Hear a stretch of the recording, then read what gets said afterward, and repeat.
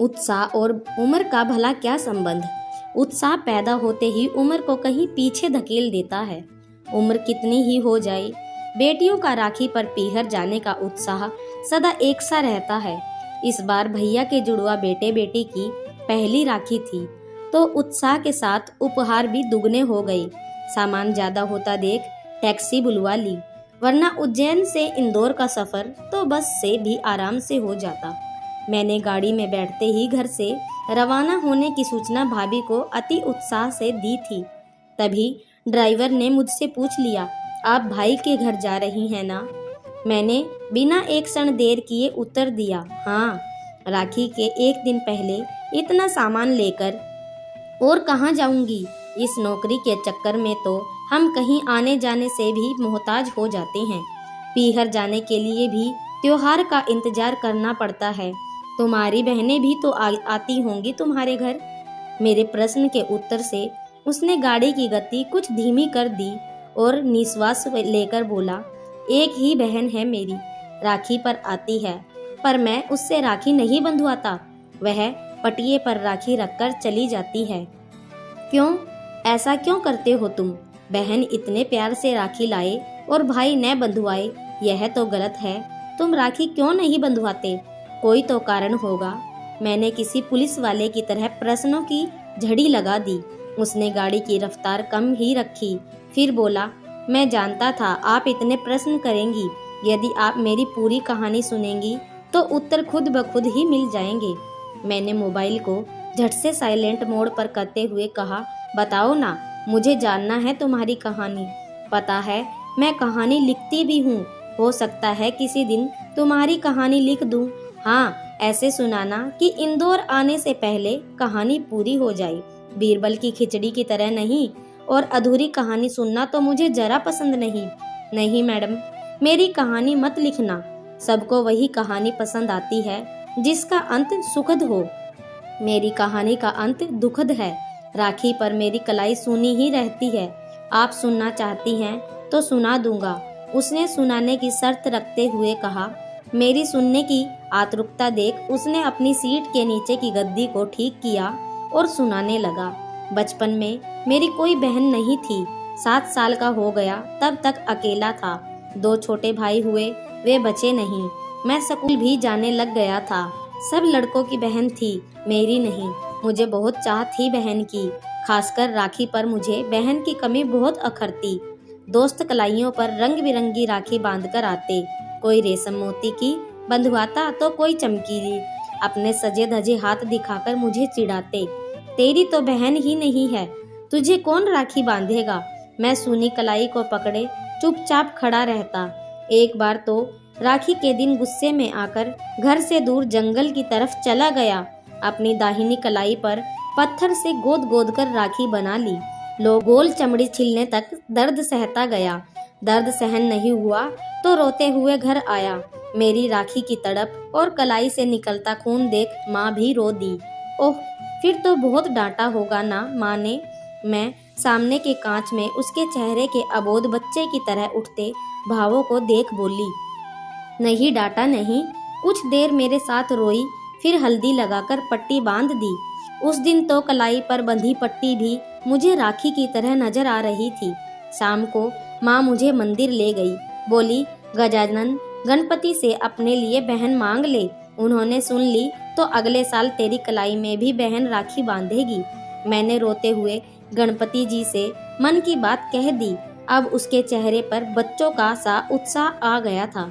तो क्या तुम्हारी मुराद पूरी हुई? मैंने बिना देर किए पूछा। वह चेहरे पर हल्की सी मुस्कुराहट लाकर बोला, हाँ, आने से पहले ही मेरे घर बहन आ गई। मैं इतना खुश हुआ कि उसके आने के बाद रोज कैलेंडर देखकर राखी आने के दिन गिनता, और जब राखी आई तो मैं खुद पूरी 20 राखियां खरीद कर लाया। पिताजी ने डांटा भी, पर मैं नहीं माना। दोनों हाथों में 10-10 राखियां बंधवाई। सब दोस्तों को बताने गया। उस दिन मैं खुद को राजा से कम नहीं समझ रहा था। कई दिनों तक राखी निकाली ही नहीं। स्कूल में सर ने डांटा तब कहीं जाकर निकाली। फिर तो हर साल बहुत खुशी से राखी बंधवाता, उसे उपहार भी लाकर देता। बड़ी हुई तो उसकी शादी हो गई, मेरी भी शादी हो गई। शादी के बाद तो बहन और उत्साह से आने लगी होगी, भाभी के लिए भी चूड़ा राखी लाती होगी। मैंने कहानी में रस लेते हुए पूछा। चूड़ा राखी तो नहीं, वह हम दोनों के लिए एक सी राखी लाती, पटिये पर बैठाकर पहले मुझे बांधती और फिर मेरी पत्नी को। दोनों एक सी राखी बंधवाकर हम बहुत खुश होते। पर ज्यादा साल ये सिलसिला नहीं चल पाया। कुछ साल पहले मेरी पत्नी को टीबी हो गई। मैं बहुत घबरा गया, तुरंत इलाज शुरू किया। मैं दिन रात गाड़ी चलाता, उसकी दवा और खिलाई पिलाई में कमी नहीं आने दी। पर मेरी बहन की सास ने जाने क्या सिखा दिया। वह देखने तो आई, मेरी पत्नी से बात तक नहीं की, मुझसे मिलकर चली गई। शायद उसे डर था टीबी छूत की बीमारी होती है, कहीं उसे न लग जाए। उसकी आवाज कुछ गंभीर हो गई। अरे बात भी नहीं की भाभी से? मैंने पूछा। लंबी सांस लेकर वह बोला, नहीं, उस साल राखी आई तो बहन ने सिर्फ मुझे राखी बांधी। मेरी पत्नी राखी बंधवाने बैठती, उससे पहले ही बहन ने पटिया उठा दिया। मुझे गुस्सा आ गया। मैंने अपनी कलाई पर बंधी राखी उतारकर फेंक दी। बहन देखती रही। वह ठहरी भी नहीं, राखी के दिन ही लौट गई। मैं कुछ समझ नहीं पाया, पर पत्नी समझ गई। रात को वह अपनी बीमारी को इस व्यवहार की जड़ बताते हुए खूब रोई। देर तक अपनी किस्मत को कोसती रही। उस दिन के बाद से मेरी पत्नी की हालत गिरती गई। उसे कोई दवा असर ही नहीं करती थी। ओह, दिल पर ले लिया होगा उसने इस बात को। मैंने चुभती यादों को मरहम लगाते हुए कहा। वह चमकती आंखों से आगे की कहानी बताने लगा। पर मैडम, उसने नया काम शुरू कर दिया। वह रोज टीबी के अस्पताल में जाती, जिन मरीजों को कोई मिलने नहीं आता उनकी सेवा करती। मैं तो ड्राइवरी के धंधे में घर पर कम ही ठहरता हूँ, आज यहाँ तो कल वहाँ। उसे मैंने पूरी छूट दे दी। दिन रात मरीजों की सेवा में उसे बहुत आनंद आता।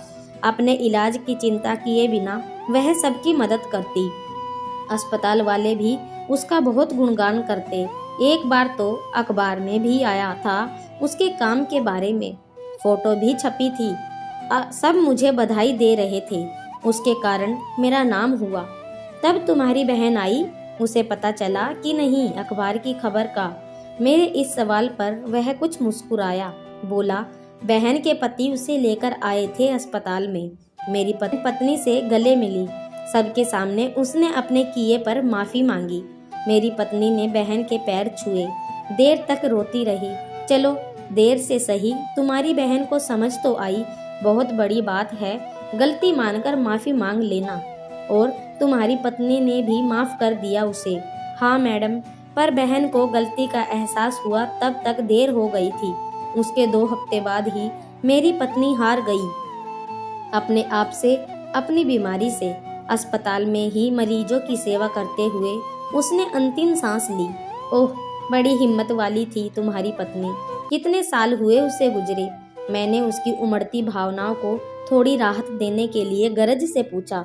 कल तीसरी राखी है उसके बिना। उसने गाड़ी की गति थोड़ी बढ़ा दी। इंदौर आने में ज्यादा समय नहीं था। मैंने पूछा, तो अब तुम्हारी बहन नहीं आती राखी बांधने? आती है, पर मैं उससे राखी नहीं बंधवाता। उसने ठंडी सांस ली। एक सी 2 राखियां लाकर पत्नी की फोटो के सामने रख देती है। नारियल मिठाई भी वहीं रख देती है। उसे बहुत बुरा लगता है मेरी सुन्नी कलाई देखकर, पर अब कुछ नहीं हो सकता। वह निर्विकार भाव से बोला। गाड़ी की गति धीमी हो गई। वह चुप हो गया। अपनी ओर से कहानी खत्म कर दी उसने, पर मेरे लिए कहानी का अंत अभी कहाँ हुआ था। जब तक पात्र जिंदा है, कहानी खत्म कहाँ होती है। मैंने कहा, देखो, तुम्हारी बहन ने गलती स्वीकार कर ली तो माफ कर दो। अब उस गलती को लेकर क्या जिंदगी भर बैठे रहोगे? यदि याद करो, क्या इस बहन के लिए तुमने दर्द सहते हुए कलाई को पत्थर से लहूलुहान नहीं किया था? तुम्हारी पत्नी की जितनी उम्र थी उतने दिन वह साथ रही। अब उसकी यादें हैं तुम्हारे साथ। तुम्हारी पत्नी बड़ी बन गई, नंद को माफ कर दिया। तुम्हें भी अपनी बहन को माफ कर देना चाहिए। राखी की जगह पटिये पर नहीं कलाई पर होती है। मैं तो कहूँगी, कल वह आए तो तुम पटिया बिछाना और उससे राखी बंधवाना। देखना, फिर वही दिन लौट आएंगे बचपन वाले। मैंने अपना सुझाव दे दिया। आगे तुम्हारी मर्जी। मैंने कांच में देखा, उसकी आंखों में पानी था और होठों पर मुस्कान। उसकी मर्जी उसके चेहरे पर झलक रही थी।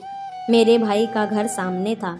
मैंने टैक्सी के किराए के साथ कुछ रुपए बहन के उपहार लाने के लिए भी दिए। वह नम आंखों से दोनों हाथ जोड़कर चला गया। मैं भाई भाभी और बच्चों के साथ मसरूफ हो गई। रात को 2-3 बार उस ड्राइवर का चेहरा आंखों के सामने तैरा। अगले दिन भाई की कलाई पर राखी बांधते वक्त मन में उम्मीद की एक लो दबदबाई। शायद उस भाई की कलाई पर भी बहन राखी बांध रही होगी और उम्मीद बंधी, इसलिए तो कहानी बनी।